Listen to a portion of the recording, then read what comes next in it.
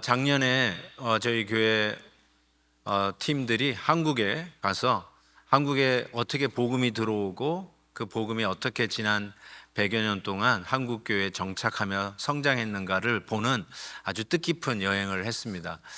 당연히 그 진행 중에 여수에 있는 애양원을 우리가 들렸습니다. 애양원에 가면은 저렇게 그 예배당이 있고요. 그리고 실은 나병 환자를 고치는 애양원 병원이 먼저 저렇게 서게 되죠. 실은 포사이드라고 하는 우리 미국 선교사님이 미리 한국에 있는 그 나병 환자들을 고치기 위해서 자그마한 이런 병원을 세워서 정말 정성스럽게 고치죠. 그것을 보았던 최홍준이라고 하시는 분이, 최홍종이라는 분이 감명을 받아요. 그래서 예수를 믿게 돼요. 그리고 나중에 목사가 되죠. 그런 가운데 그때가 일제 강점기 시대인데 이 나병 환자들이 너무 많이 모이니까 여기 있지 마라, 옮겨라 해가지고 옮겨진 게 지금의 그 여수 자리에 땅을 사서 옮기게 되는데, 그때 미국에서 독지가가 나타나서 5만 불을 헌금을 합니다. 지금 100여 년 전에 5만 불, 지금 500만 불, probably 5천만 불, 엄청난 돈을 기증해서 지금의 그 애양원을 지어서 정말 사회에서 돌보지 아니하고 나라가 무시하고 오히려 격리시켰던 그들을 외국 선교사님이 와가지고 지극히 돌봅니다. 거기에 감명받은 사람들이 이게 진짜구나 하면서 신앙을 갖게 되고, 한국의 기독교가 그런 의미에서 이런 소외된 자들을 돌보는 모습 속에서 건강하게 자라서 지금까지 이르렀다고 생각합니다. 그런 의미에서 오늘 본문에 참으로 그러한 모습을 어떻게 배웠는가, 예수님께서 이 나병 환자를 고치는 기록을 오늘 성경 말씀에서 우리가 보았습니다. 여러분도 알다시피 이 한센시 병이라고 하죠. 피부병이라고 할 수 있는데요. 마른 버즘, 낭창, 백선버즘, 황선 등의 질병을 포함한 이 피부병이지만, 이 피부병은 아주 끔찍한 치료가 불가능한 병이었다고 합니다. 뭐 지금도 그러겠지만, 그런데 이게 단순히 그냥 피부병만이 아니라 피와 뼈를 녹게 만드는 아주 못된 병이죠. 그래서 얼굴이 뭉그러지고 코가 떨어지고 귀가 떨어지고 뭐 손가락이 떨어지고, 그런데도 아픔을 모르고 살아가는 아주 소위 하늘의 저주를 받은 병이라고 하는 별명을 가질 정도였죠. 그래서 실은 잠깐 제가 사진을 보여드리겠지만 이 나병 환자들의 모습이 이렇습니다. 비유가 좀 상하신 분은 그냥 눈을 감으셔도 되겠습니다. 이 질병 자체의 아픔도 크지만 이게 전염이 가능하잖아요. 그래서 사회적으로 격리를 시킵니다. 더군다나 이 가족하고도 같이 지낼 수가 없어요. 가족하고도 떨어져 있어야 됩니다. 여러분, 이와 같이 격리되는 것은 우리가 바로 얼마 전에 코비드 때문에 겪었습니다. 저도 코비드 알았을 때 그때 마침 저 손녀딸이 처음으로 태어났을 때요. 근데 코비드 걸렸다고 우리 아내가 집에 들어오지 말라고 그러더라고요. 나가라고 그러더라고요. 손녀딸도 못 보고. 우리는 그 격리되는 아픔을 알아요. 심지어는 교회도 못 왔어요. 같이 모이지 말라고 그랬어요.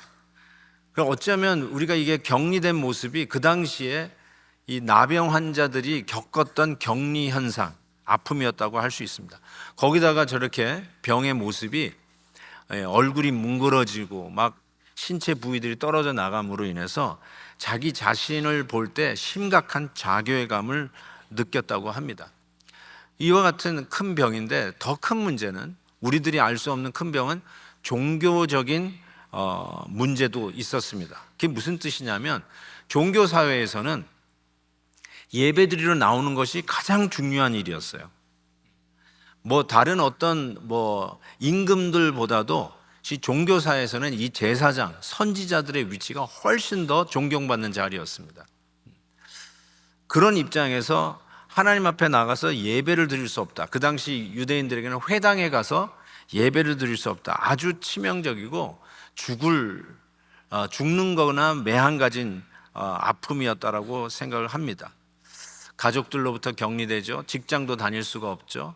마음껏 쇼핑도 다닐 수 없죠. 장을 보러 시장에 갈 수도 없죠. 심지어는 예배당에 갈 수도 없죠.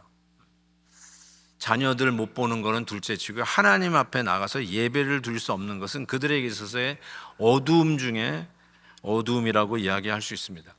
그 당시 이 나병 환자들을 어떻게 대하는지에 대해서 성경에 기록되어 있어요. 레위기 13장에 보면 이렇게 되어 있어요. 나병 환자는 옷을 찢고 머리를 풀라고 그랬어요.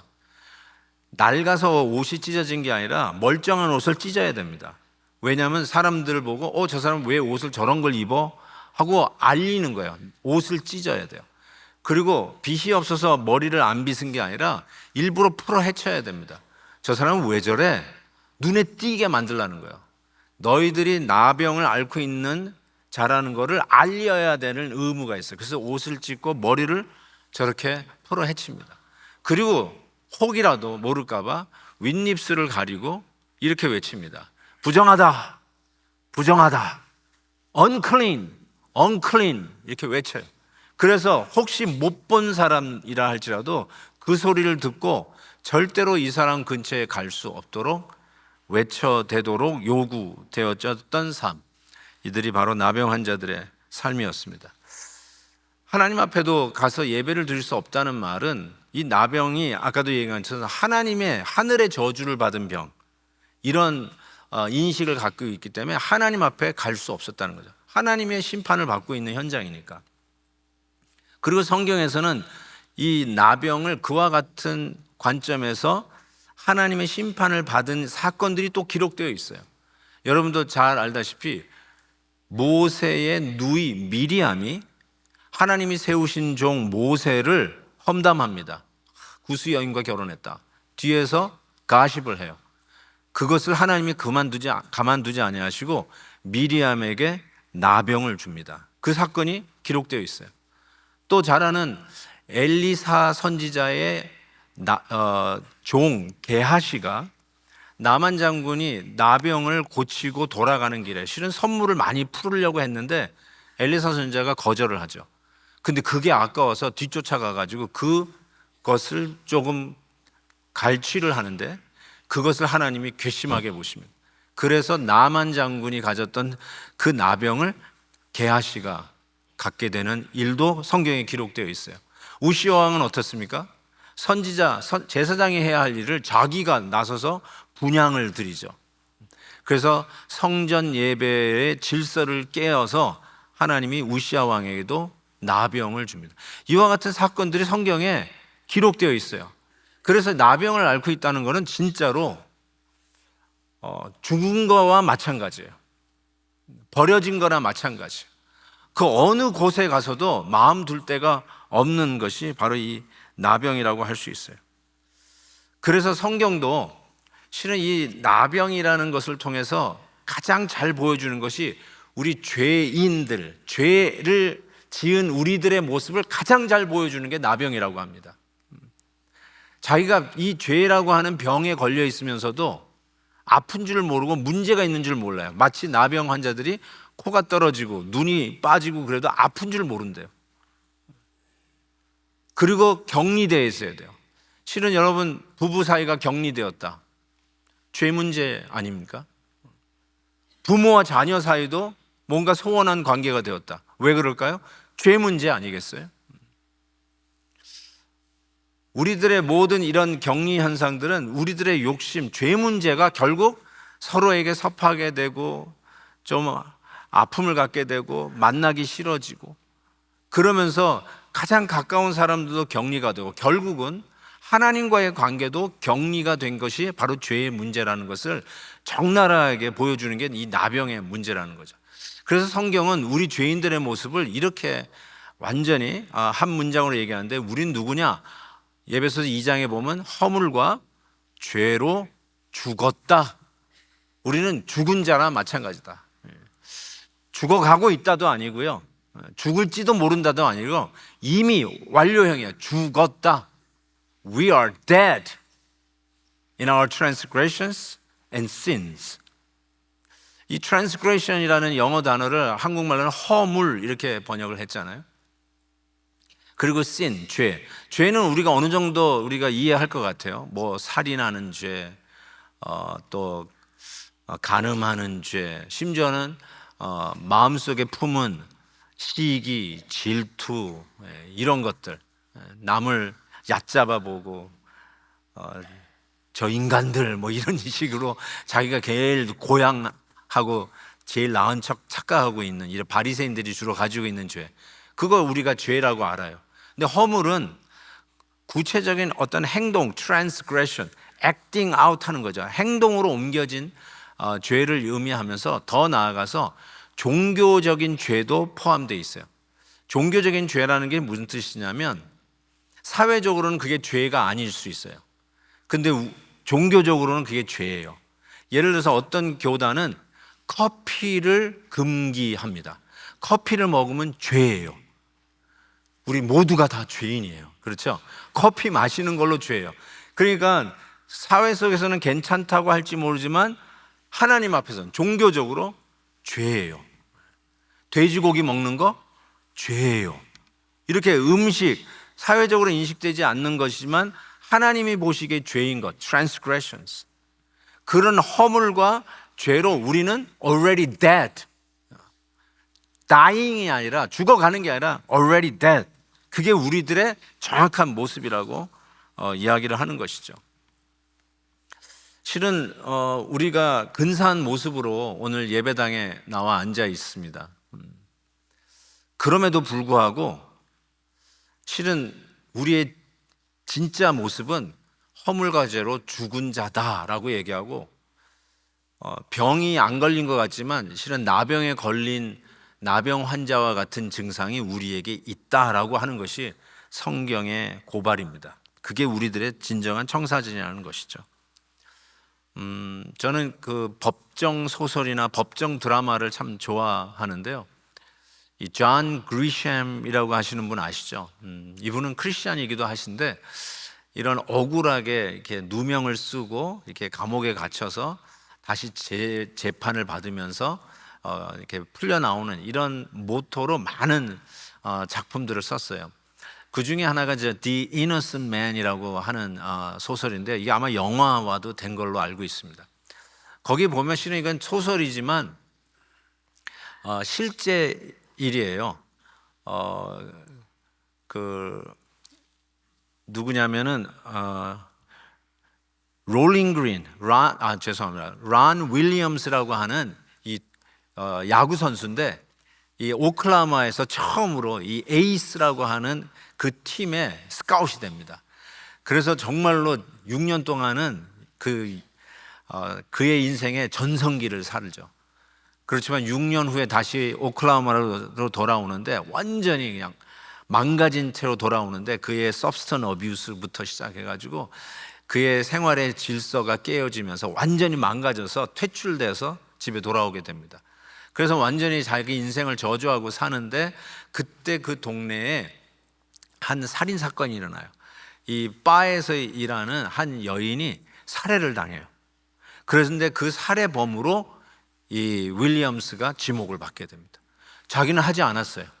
그럼에도 불구하고 사형 언도까지 결국은 가게 되는데 그 과정을 그리는데 이 런 윌리엄스가 자기가 그 짓은 하지 않았지만 결국 죽게 되는 그 과정 속에서 자기가 이런 고백을, 내가 그 일은 하지 않았지만 그 죄는 범하지 않았지만 나는 죽어 마땅한 자라는 걸 인정하게 돼요.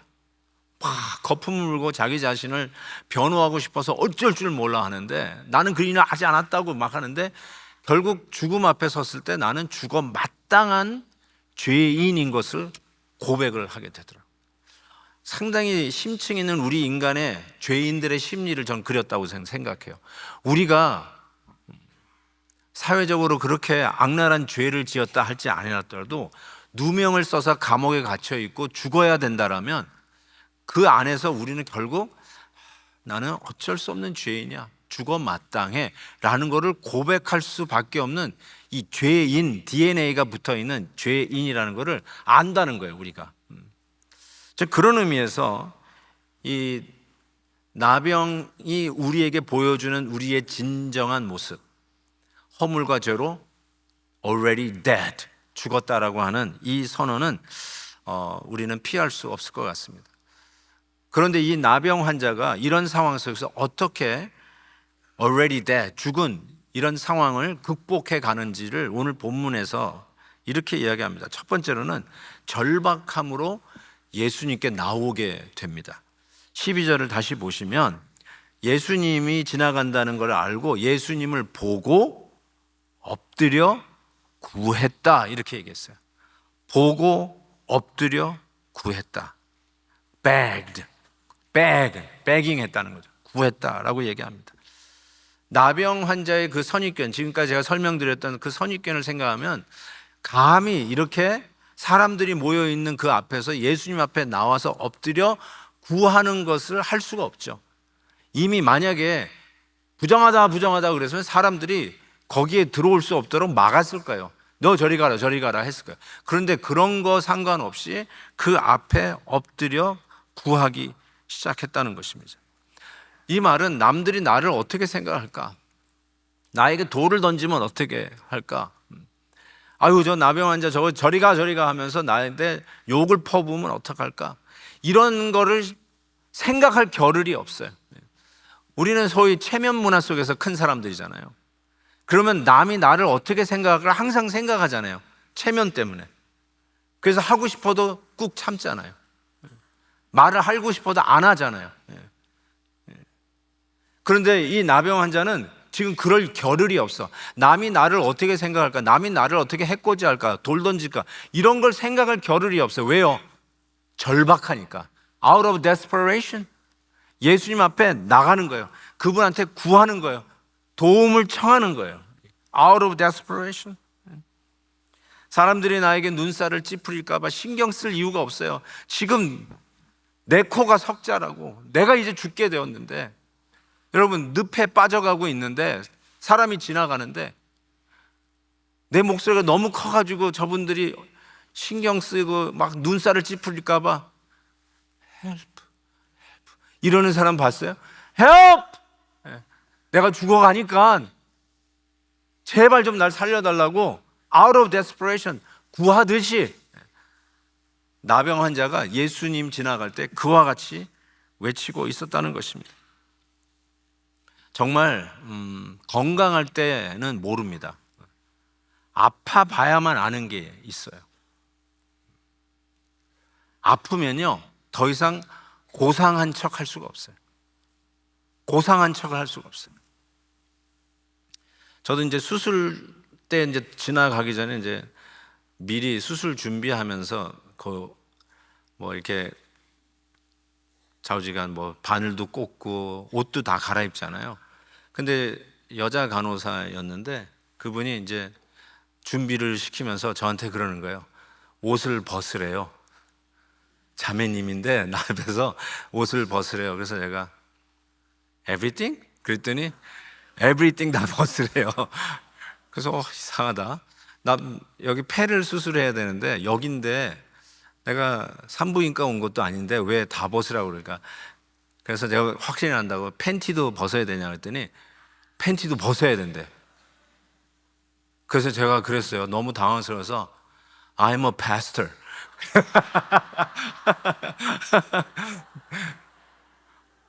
그랬더니 이 간호사가 뭘 별 희한한 사람 다 봤다는 식으로 우리 아이들 말로는 아이볼을 막 굴리면서 이렇게 자리를 피해 주더라고요. 여러분, 아프면 체면이고 뭐고 고상한 척, 뭐 목사고 뭐고 다 벗어야 돼요. 다 벗어야 돼요. 어쩌면 이 나의 절박함을 인정하라는 거예요. 지금 우리는 어쩌면 잘 모를 거예요. 내가 얼마나 절박한 상태인지 잘 모를 수도 있어요. 우리는 어차피 실은 어제보다는 오늘 죽음 앞에 하루 더 가까이 가 있어요. 이틀 전보다는 이틀 더 죽음 앞에 가까이 가 있어요. 근데 이것을 건강할 때는 그런 걸 느낌이 없어요. 그러다 아프면 I'm getting closer. 가까워진다는 걸 알아요. 그걸 알면 out of desperation, 절박함 속에서 예수님이 이 상황 속에서 나를 건져내 주실 수 있는 그 예수님이 지나갈 때 남들이 나에게 뭐라고 하든지 간에 그런 거 신경 쓸 겨를 없이 내 고상한 체면 그런 거 상관없이 주님 앞에 나가서 엎드려 begging 구하게 되어 있어요. 근데 이 나병 환자가 바로 그것을 한 거예요.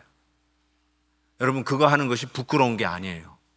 수술받기 위해서 옷 홀라당 벗는 게 부끄러운 게 아니에요. 고상한 척 할 필요 없어요.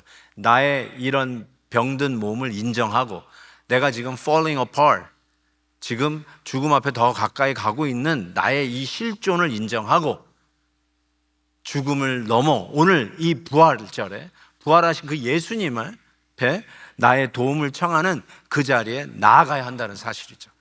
이 나병 환자가 그 일을 했어요.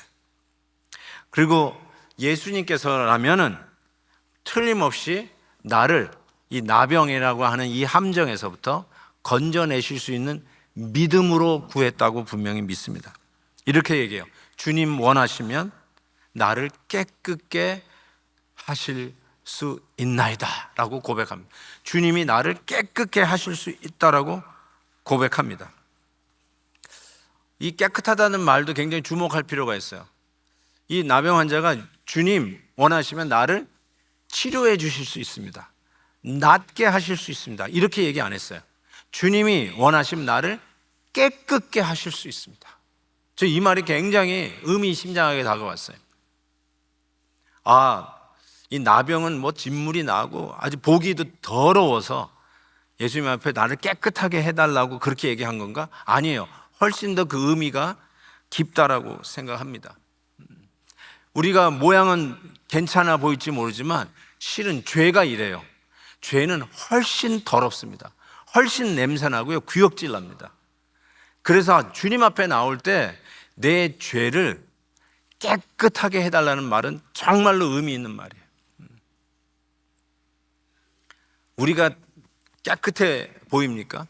오늘 아침에 샤워하고 오셨다고 해서 깨끗하다고 생각하십니까? 제가 이 셀폰도 가지고 나왔는데요. 이 셀폰이 토일릿 싯보다 10배나 더 더러운 거 아십니까? 박테리아가 10배 이상 많대요. 예뻐가지고 애지중지하고 침대에도 가지고 들어가고 케이스 이쁘게 꾸며가지고 뭐 액세서리까지 끼고 있는 이 셀폰이 여러분이 하고 코를 막는 토일릿 싯보다 10배는 더 더럽다는 거예요.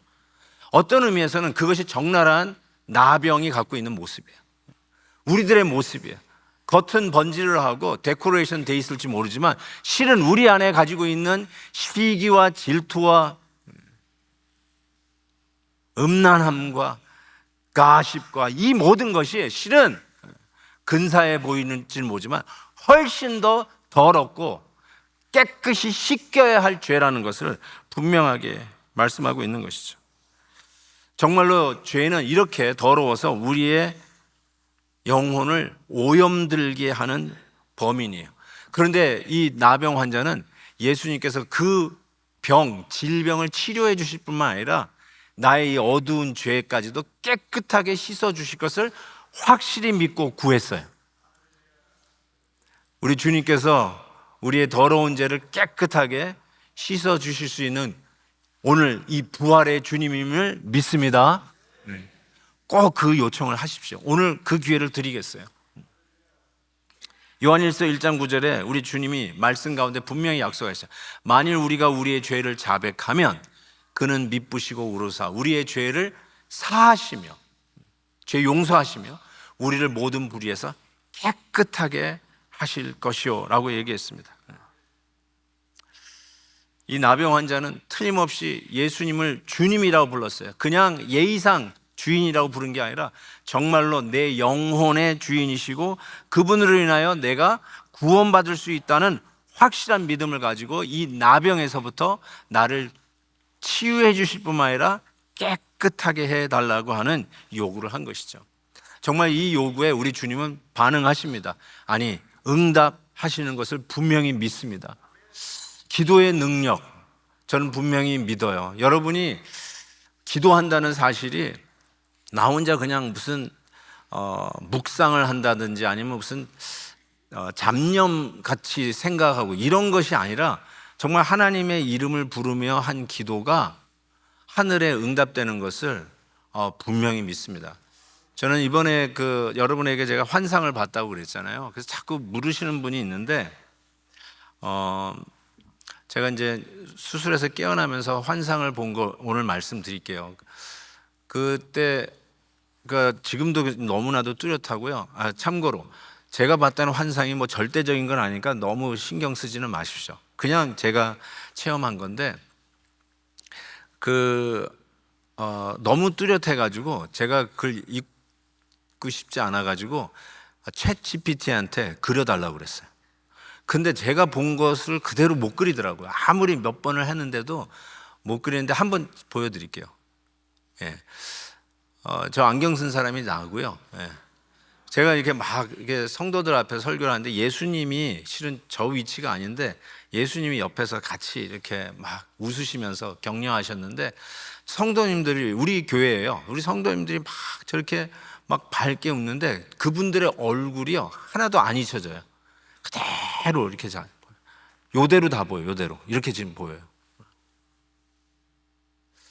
그래서 나 참 신기한 체험을 했다라고 생각했는데 이제 퇴원을 하고 우리 박성건 목사님께서 이제 릴레이 금식기도 한 분들의 명단하고 그다음에 웹사이트에 여러분들이 응원한 기도의 문들을 올리는 그거를 저한테 보내주셨어요. 저는 한참 동안 그걸 못 봤다가 나중에 그걸 봤어요.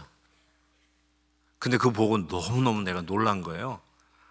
바로 그 기도하던 분들이 다 앉아 있는 거예요. 그분들이 다 이분이 어디 몇 줄째 앉았노 이런 식으로 제가 막 기억이 나기 시작하더라고요. 이분들이구나, 기도한 분들이구나 라고 생각했거든요. 근데 제가 분명히 본 분인데 그 명단에 없어.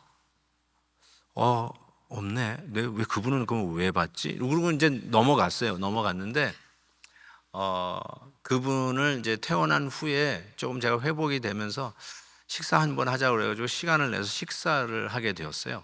식사를 하게 됐는데 깜짝 놀랐어요. 그분이 이렇게 얘기해요. 목사님, 제가 80평생 80이 넘으신 분인데 한 번도 끼니를 걸러본 적이 없습니다. 그러고 나서니 제가 그런데 목사님을 위해서 이틀을 금식했습니다. 딱 그러는데 그분은 사인업 한 분이 아니야.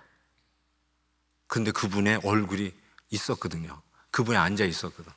그래서 제가 그때 뭘 체험했냐면 성도님들의 기도가 정말로 금양로에 담아 하늘에 올라가는구나. 제가 그거를 체험했다니까요. 기록을 보고 본 게 아니라 그분은 왜 있을까 하고 안 그래도 궁금했었는데 딱 그분이 얘기하는데 그 자리에서 제가 얘기를 못 해드렸어요. 근데 그 얘기를 하는데 제가 너무 놀란 거예요. 이게 하나님께서 하시는 일들이구나 라는 생각을 해봤어요. 여러분, 분명한 것은 우리들의 기도가 땅에 안 떨어져요.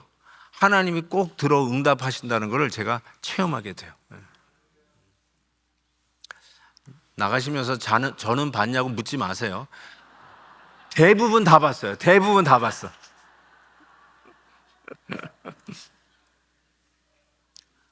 그러고 나서 예수님께서 이 요구에 뭐라고 응하시냐면 내가 원한다 라고 답했어요.